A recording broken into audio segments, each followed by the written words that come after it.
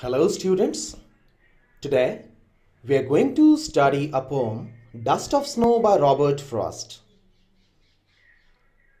The way a crow shook down on me, the dust of snow from a hemlock tree.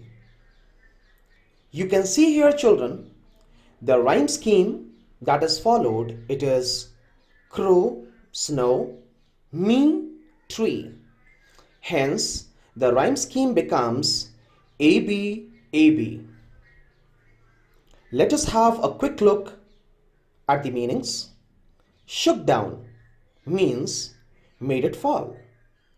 Dust of snow, it means the particles of snow.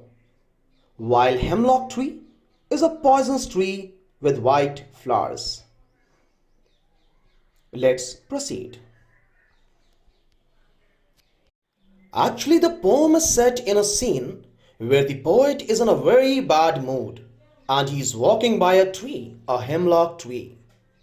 Hemlock tree is a poisonous tree. As he passes by, a crow happens to throw some snow dust on him.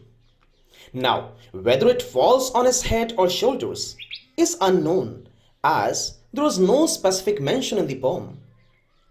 Also, the readers are left in doubt about the bird's specific action. Whether the crow was landing, shivering with cold, readjusting itself on the branch, or taking off. It happened to send some particles of snow upon the author. Let's move to stanza 2. Has given my heart a change of mood and saved some part of a day I had rued. Let us see the rhyme scheme. Heart, part, mood, rude. So, CD is the rhyme scheme of this stanza. Let's have a quick look at the meaning. Rude means held in regret. Let's move to the explanation. As we read in the previous stanza, that for reasons unknown, the author was having a very terrible day. He was very sad, but the dust of snow that had fallen on him lifted his mood instantly. He had already spent his day in a bad mood, but the rest of it was saved by the crow and the hemlock tree. Though the hemlock tree and the crow, they are considered as bad omen. The crow is often referred to as the harbinger of sorrow. Yet, these two brought about a positive change in the life of the poet. Let's proceed. So now we are going to have a quick look at the conclusion.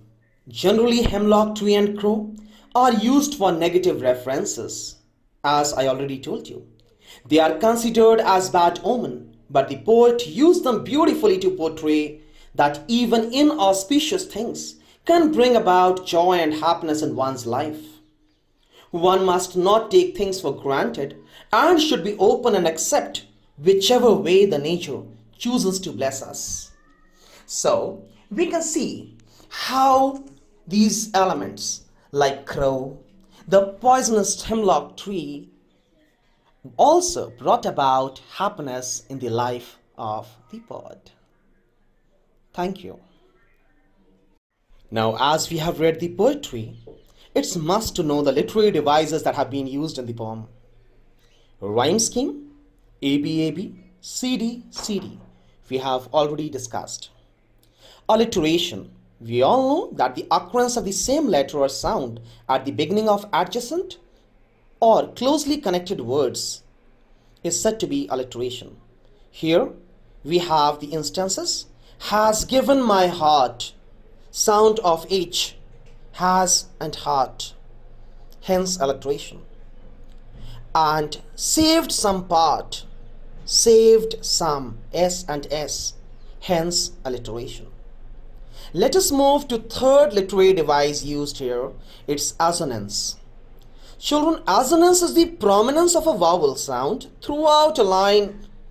And here the example is shook down on me. you can hear the sound of O, which is quite prominent. Hence, assonance has been used in this line. And at last, we can see that number 4 literary device which has been used here is enjambment. So when the same sentence continues to the next line without the use of any punctuation marks, it is called enjambment. And it has been used throughout the poetry. Hope you enjoyed this session. Have a good day.